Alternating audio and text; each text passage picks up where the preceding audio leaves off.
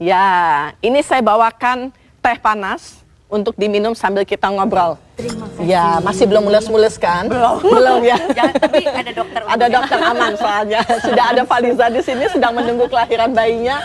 Gimana kabar keadaannya, enak? Dengan 9 bulan tinggal nunggu waktunya artinya Iya, ya? alhamdulillah sih baik-baik aja, nggak ada apa-apa. Oke, bisa Mudah-mudahan. diceritakan menjelang persalinan apa yang sudah dipersiapkan, kontrol dokter, obat, persiapan mental terutama begitu ya? Yang pasti sih Sebetulnya apa? mental sebenarnya, karena ini pertama kan dok ya, Oke. pertama. Jadi aku nggak bisa bayangin gimana rasanya. Jadi antara seneng sama deg-degan, apa nih sakit apa gimana? Aduh, Enak, itu enak, aja. enak, Oh enak ya.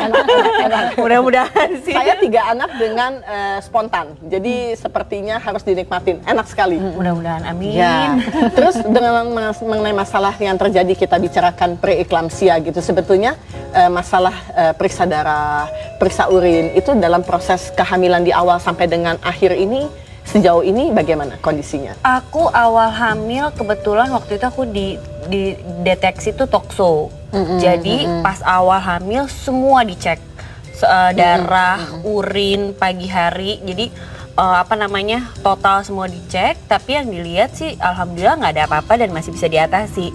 Dan itu pun aku setelah dideteksi itu aku masih kontrol pun sebulan sekali. Jadi itu tidak berpengaruh ke janin. Jadi ya udah kesananya sih alhamdulillah santai aja gitu. Kalau untuk kayak seperti Faliza kan aman-aman nih dok ya. Tapi kalau kita perhatikan ada juga banyak kondisi-kondisi wanita yang mereka tidak bisa seaman yang seperti yang dijalankan seperti Faliza. Bahkan juga ada teori yang mengatakan 10-15% wanita Indonesia itu lebih banyak terkena preeklampsia akibat daripada pola makan atau nasi. Ini bagaimana dengan kondisi makanan dengan gizi yang tidak seimbang sebetulnya? Sebagai salah satu faktor pemicu katanya dengan makan nasi tanpa memperdulikan zat gizi yang lainnya. Justru kita kalau belum makan nasi belum makan. Kayaknya belum afdol. Iya. Betul. Ini bagaimana sebetulnya dok? Ada kemungkinannya tidak dengan jadi- pemicunya? Jadi makanan sendiri sebenarnya tidak berhubungan langsung dengan kejadian preeklampsia ini. Ya, jadi mau makan apapun sebetulnya tidak ada hubungannya dengan kejadian preeklampsia ini kecuali si ibu tersebut sudah ada riwayat tekanan darah tinggi sebelumnya.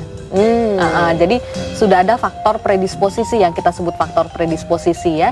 Jadi dia sudah ada tekanan darah tinggi sebelum hamil atau mempunyai penyakit gula darah yang tinggi sebelum hamil, diabetes ya.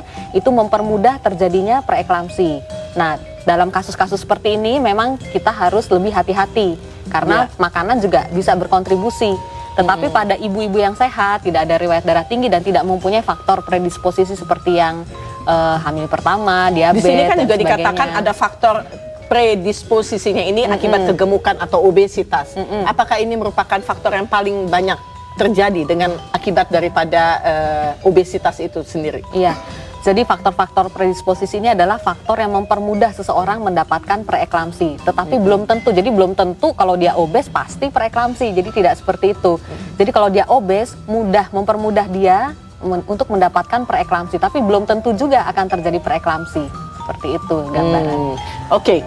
Kalau kita perhatikan juga ada yang mengatakan hati-hati ya kalau punya riwayat tekanan darah tinggi atau hipertensi, kalau kamu melakukan sebuah proses mau punya anak gitu ya, itu harus betul-betul dijaga. Apakah yang hipertensi ini akan menjadi preeklampsia ataukah yang tahu-taunya riwayatnya sehat-sehat saja di tengah jalan mengalami hal yang seperti itu? Dua-duanya bisa. Dua-duanya bisa. Waduh Jadi, dok, tapi jadi sebenarnya maunya resikonya- gimana? Tapi begini, gimana? resikonya itu lebih tinggi pada Yang ibu, hipertensi. yang sudah ada hipertensi sebelumnya. Jadi pada ibu yang sudah ada riwayat hipertensi sebelumnya, itu dia mempunyai kans 25% untuk menjadi preeklamsi. Sedangkan taruhlah ibu-ibu yang normal, kansnya hanya 5%. Seperti itu gambarannya. Nah ini kan ada tanda-tanda atau gejalanya gitu dok ya. Artinya tadi kan kita sudah katakan adanya kandungan air protein di air seni, kemudian bengkak pada tungkai, ya dan lain-lain lah keluhan orang-orang hamil lah pada umumnya. Kalau lihat dari kondisi ini sebetulnya apa yang perlu diwaspadai? Bengkak sih bengkak. Orang hamil bengkak pasti bengkak. Iya, Faliza pasti bengkak. bengkak juga. Cuman bengkaknya itu yang apa yang perlu diwaspadai Iya, gitu betul. kan? Jadi sebetulnya bengkak di sini kita tidak terlalu ambil peduli ya dalam urusan preeklamsi karena yang paling penting adalah tekanan darah tingginya nih, hipertensinya yang menjadi concern kita terutama adalah hipertensi. Jadi hipertensi pada wanita hamil itu harus ditindaklanjuti, harus diwaspadai. Itu aja.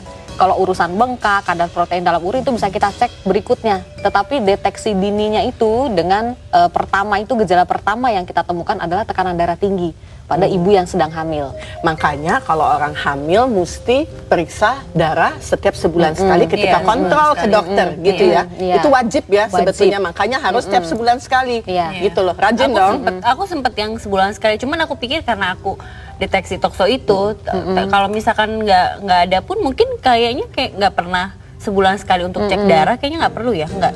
Kalau cek laboratorium darah tidak perlu sebulan sekali. Tapi yang wajib dilakukan itu menimbang berat badan kan pasti Iya, dilakukan iya, ya. tiap Dan bulan. kemudian mengukur tekanan darah itu wajib dilakukan. Yang aku pengen tanya sebenarnya mencegah dini untuk preeklamsia itu gimana, Dok?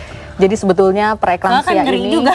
Iya, Iya. Jadi preeklamsia ini sebenarnya tidak bisa dicegah kalau bisa dibilang begitu ya. Ya, tapi Jadi kan tidak bisa selalu melalui tetapi- diagnosisnya dok ya. Kalau kita Ya. lihat kan ada tanda-tanda gejala klinisnya, Jadi- ada pemeriksaan di labnya juga. Iya, USG jadi- juga bisa dong. USG itu lebih ke arah kita memantau kesejahteraan janinnya itu bagaimana. Apakah komplikasi, sejauh mana komplikasi dari preeklamsi ini sudah mengenai janin. Itu, terutama itu kalau USG.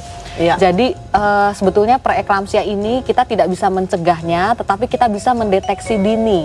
Oke. Ya. Jadi- Jadi karena prosesnya tadi melibatkan radikal bebas, jadi yang paling dini kita bisa ukur saat hamil 10 sampai 12 minggu kita bisa mengukur kadarnya Ya. di dalam darah. Baik, untuk mengukur kadar darah yang paling baik pada ibu hamil tentunya berhubungan juga dengan kualitas bayi dan kualitas ibunya harus sehat ya.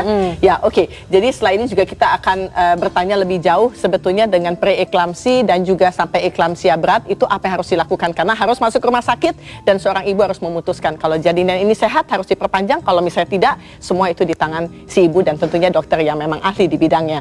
Anda bisa berkonsultasi bersama kami di 0215834040 dan 50, tapi tentunya Anda harus mendengarkan headline news berikut ini. Silakan diminum sambil